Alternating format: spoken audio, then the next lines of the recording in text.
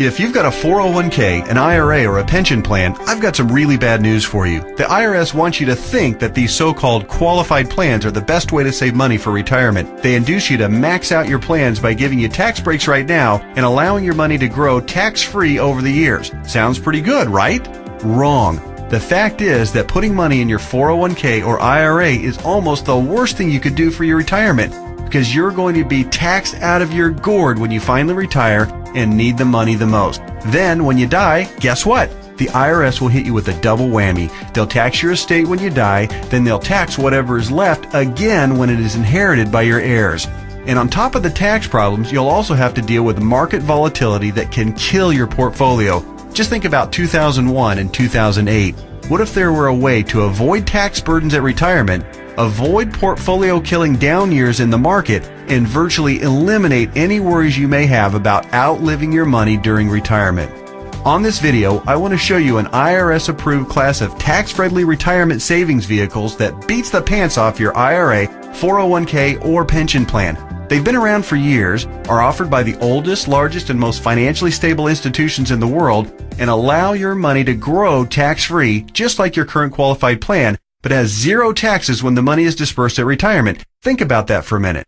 Zero taxes on your estate when you die, and zero taxes when the money is transferred to your heirs at death. Listen to that one more time. Zero taxes as your money grows, zero taxes when the money is distributed, and zero on your estate when you die, and zero taxes on the money inherited by your family. Zero. And here's the best part. Unlike your qualified plan, there is no risk that you will lose principal on the investment during a down market. If the market tanks like it did in 2008, your worst case scenario is no gain, but no loss either. What I'm talking about is a retirement savings vehicle that will help make sure you don't outlive your money during retirement. Are you intrigued? Well, you should be. I want to take a few minutes right now to share with you an important message about the best retirement savings vehicle you've never heard of. Let's start by talking about the IRS. They desperately want you to think that an IRA is the best way to grow your money for retirement. You know what? It's not even close. I'm talking about what the IRS calls qualified plans, IRAs, 401ks, pension plans, and so forth. Compared to traditional brokerage accounts where you'd normally buy stocks, bonds, and mutual funds, these qualified plans have some really good tax advantages. First, you can invest in a qualified plan with before tax dollars. Number two, you don't have to pay taxes on these gains every year like you do on regular stocks and mutual funds, so your money grows tax deferred. It's not taxed until you take the money out when you finally retire. That means you have more money working for you during those years leading up to retirement. Sounds pretty good, right? Well, yeah. Compared to a regular brokerage account, sure. But that's like saying a bicycle is the best mode of transportation going. Of course, a bike beats the heck out of walking, especially if you're trying to travel outside of your immediate neighborhood. But what if you're trying to travel across town or clear across the country? You might want to try a car. And what if you're trying to get overseas? Walking's out of the question. And that bicycle is pretty much worthless. You'd be much better off in a jet plane. So just to make sure you're following my analogy, a regular brokerage account is like walking, lots of tax problems. A qualified plan is like a bicycle or maybe even a beat-up old car. Better than walking, but not super helpful on extra long trips like, say, retirement. What I'm going to show you on this video is like having your very own top-of-the-line private jet, fully fueled and ready to go with your own personal pilot. Yeah, it's that much better. The key to really maximizing your retirement savings is to understand the difference between tax-deferred and tax-free. Under the IRS qualified plans that you probably have right now, your money is growing tax-deferred, which inherently means that it will be taxed at some point in the future. Guess when that point is? That's right, when you retire and need the money the most. You probably won't be working, tax rates will probably even be higher than they are now, and you won't have any IRS-friendly deductions for kids or mortgage interest if your house is paid off, which means that you'll be paying a huge percentage of what you take out to the IRS in taxes, which, of course, reduces the amount that you have to spend for living expenses and lifestyle. Here's another way to look at it. Uncle Sam is counting on you to pay more than your fair share of taxes when you retire. Think of how brilliant that is. Let's encourage people to contribute money by giving them a tax break now, then let that money grow tax deferred so we can get an even bigger chunk of taxes from them later. Hey, I'm all for paying my fair share of taxes, but I tell you what, giving the IRS a bare minimum of $33,000 for every $100,000 I withdraw from my qualified plan at retirement? Just plain ridiculous. Look, you've paid taxes and you'll continue to pay taxes for your entire working career. Let's keep the government's hands out of our wallets at retirement, okay? For the record, that $33,000 out of every $100,000 you withdraw isn't a worst case scenario either. You realize that, don't you? With the probability that tax rates will rise, it's probably actually a best case scenario. Any right-thinking person can see that the tax rate of 40 or 50% isn't out of the question 15 or 20 years down the road. So, let's talk about this so-called jet plane of retirement savings vehicles. You know, the one that beats the pants off a regular brokerage account or qualified plan. Before I tell you exactly what it is, let me show you some of the major advantages it holds. First, tax-free accumulation. Just like a qualified plan and way better than a brokerage account, your money grows year after year without having to pay taxes on the annual gains. Compound interest can then work its magic, which allows your money to grow bigger and faster. We don't need to have a discussion about compound interest, do we? If you're not familiar, just go to Google and type "the greatest miracle of growing money ever known to mankind" and find out about the greatness of compound interest. Second, tax-free distribution. Here's where your current qualified plan starts to look really bad. When you hop on board the jet plane of retirement savings vehicles, your money not only grows tax-free, but you can also actually distribute the money at retirement tax-free. That means that on the same $100,000 distribution I just talked about, you keep all of it, regardless of the then current tax rate. 30% tax rate? You won't care. You'll pay no taxes. 40 or 50% tax rate? Let everyone else worry about that. Your retirement savings can be used tax-free. $100,000 means $100,000 to spend, not $67,000 or less. Which do you prefer? Third, tax-free transfer. With a qualified plan or with a regular brokerage account, your money will likely be taxed twice when you pass away. Once on the amount left in the account when you die, and then again when your heirs receive the leftovers as income. Great for the IRS, horrible for your estate. The jet plane of retirement savings vehicle lands smoothly here too. Transfer tax laws are, however, fairly complicated and there's some exceptions and some limitations. So ask the qualified advisor who gave you this video to discuss your situation with you. Fourth, no risk of loss of principal. Remember when the stock market lost over half its value in less than 18 months starting in October 2007? Of course you do, because your portfolio probably lost half its value or more during that same time too.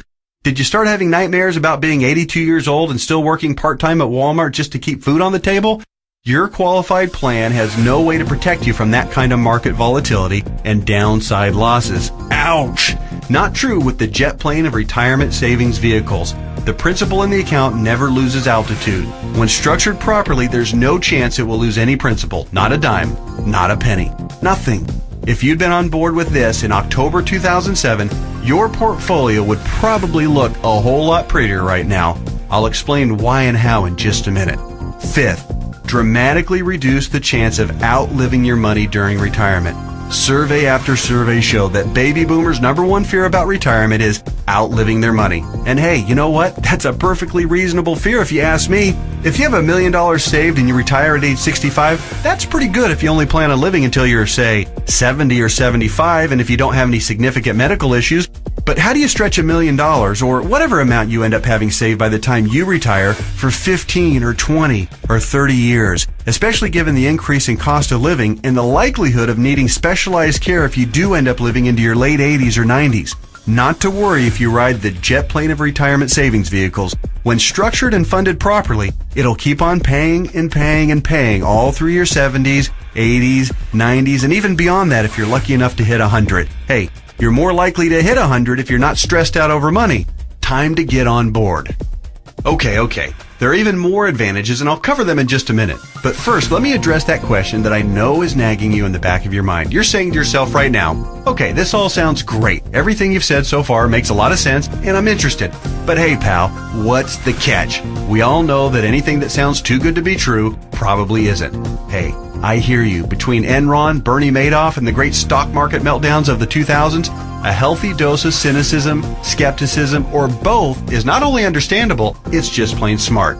I'll tell you what the catch is, and trust me, it's more like 6 seconds of turbulence on your 6-hour flight to Hawaii on your personal jet plane then a catch. But first, a quick reality check. Just because you've never heard of this before doesn't mean that it doesn't exist, doesn't mean that hundreds of thousands of people aren't already using it, and doesn't mean that all of the advantages that I've talked about aren't absolutely real and sitting there just waiting for you. So, here's the 6 seconds of turbulence catch.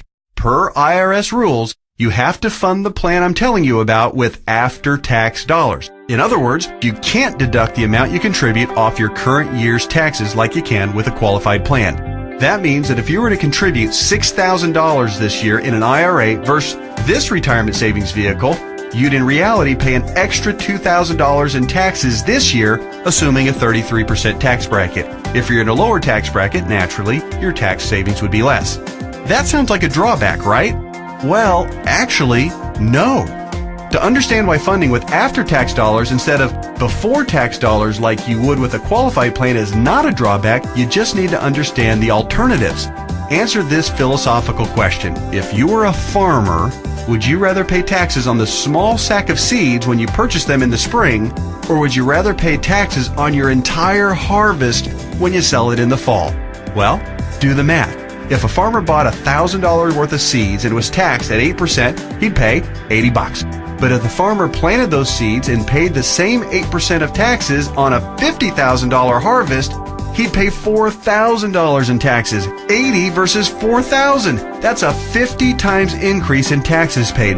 The same rationale applies to your retirement savings. In fact, the amount of money you save on upfront taxes with a qualified plan, remember, you'd save $2,000 in taxes by making a $6,000 contribution into a qualified plan, okay? Will almost certainly be dwarfed by the taxes you pay at retirement, to the tune of about 10 times at least. Here's why.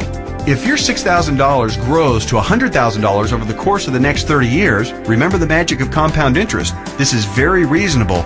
You'll pay at least $33,000 in taxes on the harvest. We already talked about this earlier. That's $33,000 straight to the IRS right when you'll be needing it the most. Would you rather pay $2,000 in taxes right now or $33,000 at least in taxes later? It's as simple as seeds and harvest. I've said it once and I'll say it again. No wonder Uncle Sam loves qualified plans so much. It's his way of protecting his financial future. Okay. So let me go ahead and draw back the curtain and show you what the jet plane of retirement savings vehicle is. Just do me a favor and hear me out, because I'm going to admit it right now, right up front, it might sound a little, well, boring right at first. That's because it's a life insurance product called Indexed Universal Life Contract, or IUL for short. Stick with me, Skipper. Don't be fooled by any stereotypes of what you may think an IUL is. This is different than any kind of whole life or variable life or universal life plan that you may have heard about or purchased in the past. The fact is, IUL is a lot more about savings than it is about life insurance, although it does do a nice job of providing that too. Hopefully the tax advantages and principal protection advantages I've told you about are clear enough and big enough to keep you interested.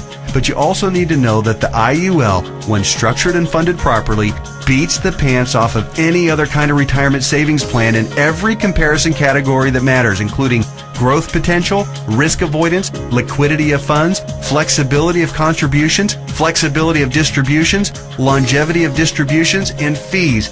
Everything. Listen, insurance companies, by law and by track record, are extraordinarily conservative. Yeah, I know that AIG tanked it, and you might be thinking that all insurance companies are going bust. Nothing could be farther from the truth.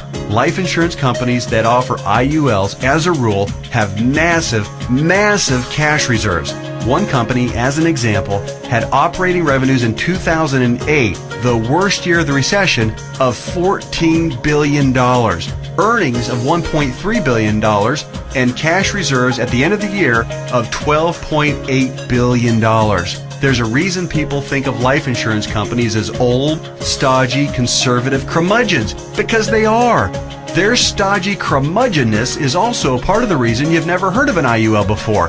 Life insurance companies thrive with things like risk management, actuarial tables, and other boring life insurance stuff. But they don't know jack when it comes to communications. Go online right now and read their brochures. It's like reading hieroglyphics. Boring, painful, obtuse, hard to understand, and that's just the table of contents. But that doesn't mean that this product, Indexed Universal Life, is anything less than magnificent for creating wealth.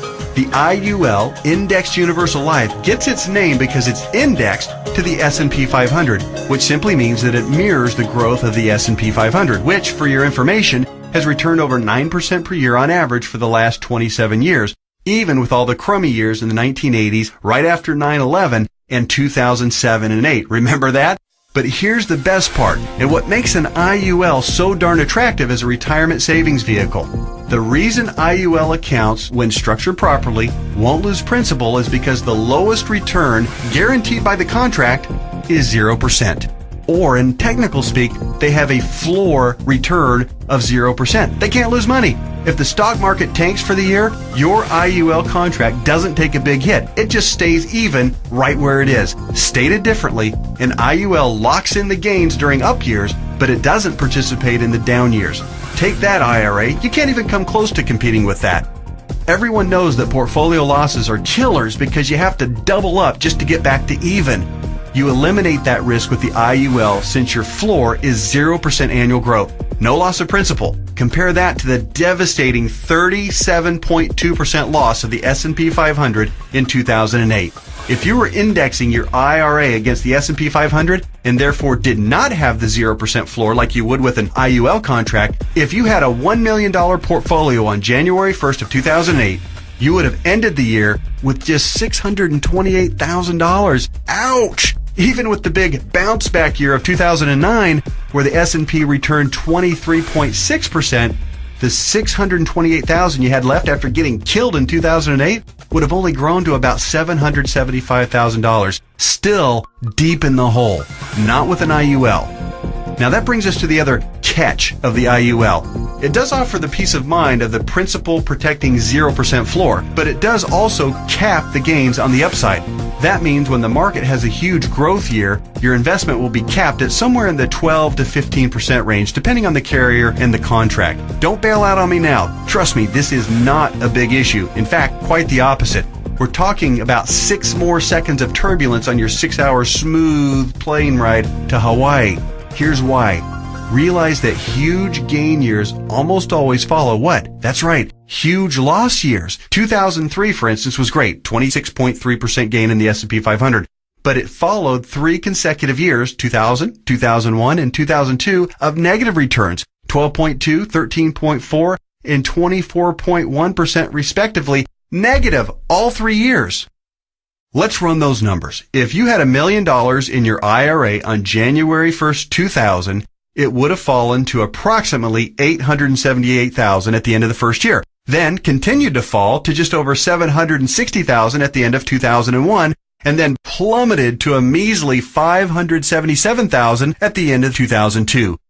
That same $1 million in a loss-protected IUL would have retained its worth at $1 million at the end of 2000, even though the market was down, remember? Still been worth $1 million at the end of 2001, and guess what? Still worth $1 million after 2002, even though the market got slaughtered. That's 3 consecutive down years and $423,000 in avoided losses.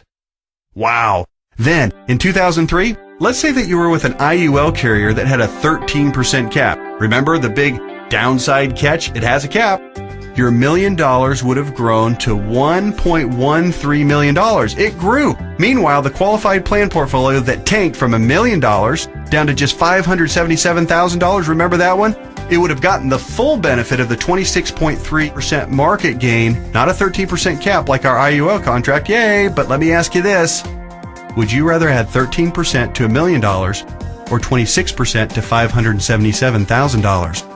26% added to $577,000 only brings the account up to about $728,000. Again, compared to $1.13 million. This is a no-brainer. At the end of the 4-year cycle, you would have been ahead by over $400,000 with an IUL. This is real money in a worst-case scenario. The only way a qualified plan could possibly do better is if the S&P were to go up unfettered by over 15% per year for 5 or 10 consecutive years with 0 negative years. Do you really think that's going to happen? And even in the 1 in a million chance that it did, get ready to pay the tax man when you retire. I know these numbers can start to be a bit mind-numbing, but they're so critical for you to understand so you can see how to avoid getting crushed financially when you retire. don't be afraid to rewind the video and watch that last section or the entire video again.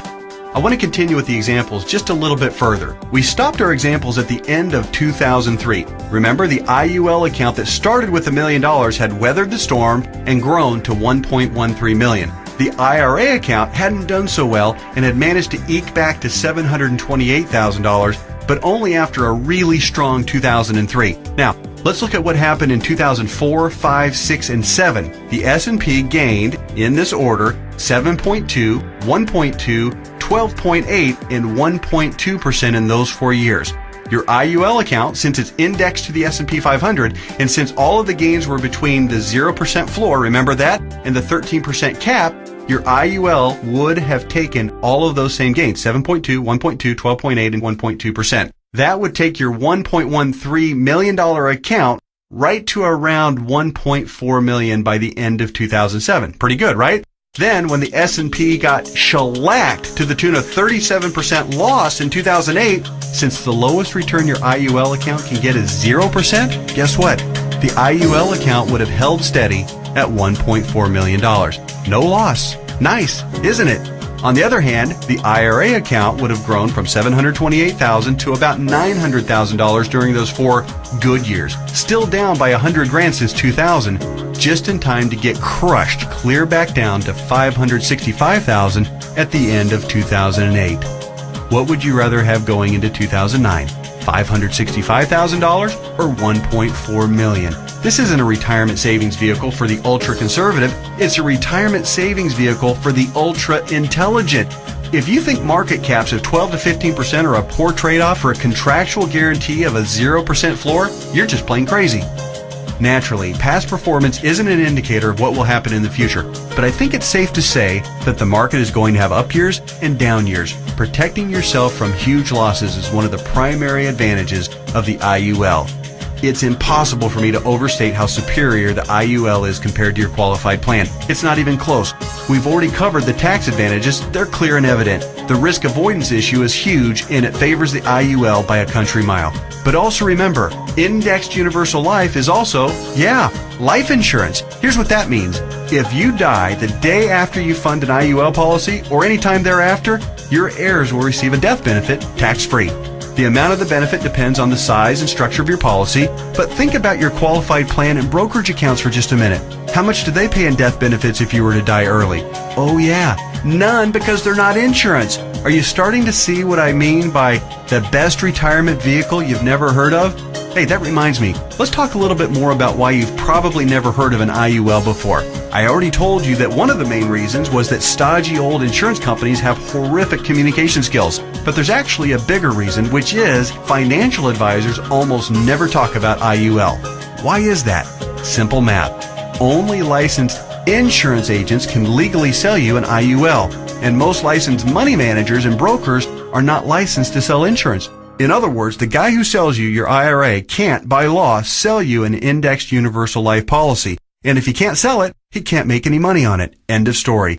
Your financial planner's motivation is to get you signed up for an IRA or 401k and then make money on you for life as your investment grows. They don't care about your future tax burden. Why should they? Seriously, call your investment advisor on the phone right now and ask about an IUL.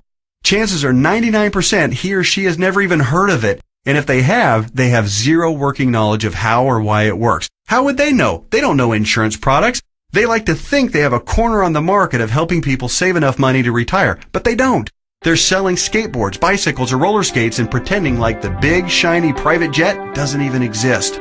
The fact is, the IUL is the best possible wealth accumulation vehicle for your retirement. For most people and in most situations, it simply cannot be beat for tax advantages, safety, growth potential, liquidity, and flexibility. All right, just one more quick topic, and then we'll let your licensed insurance professional take over and discuss all the fine point details as they relate to your specific situation. And that topic is the logistics of how the IUL works. It works like a life insurance policy in the sense that you make monthly or annual contributions into your account. You will work with your advisor to determine what the optimal amount is for your situation. It'll vary depending on how many years you have left until retirement, your financial goals for retirement, and your current financial ability. The money you contribute to an IUL, like we've discussed at length, will continue to grow tax-free. Unlike a qualified plan account, you may have access to your money at any time you want or need it without a penalty before or after you retire. That's what's called flexibility. When you do pass away, the balance of the account will be passed to your heirs tax-free, just like with any other life insurance policy. The IUL really does offer the absolute best of all possible scenarios. It's tax-friendly, it's safer than safe, and it gives you flexible access to your money. The next step is yours. You simply need to meet with a licensed insurance professional who gave you this video and discuss your particular situation. He or she will answer all of your questions, I'm sure you have several, and discuss all of your options. You may want to consider watching this video again, this time with a pen and paper handy to jot down any notes or questions you may have. Like anything else worthwhile, there are plenty of details to be covered and there's a bit of a learning curve. But whatever you do, don't do nothing. There's too much at stake. Don't fall prey to what I call the law of diminishing intent. You know what I mean.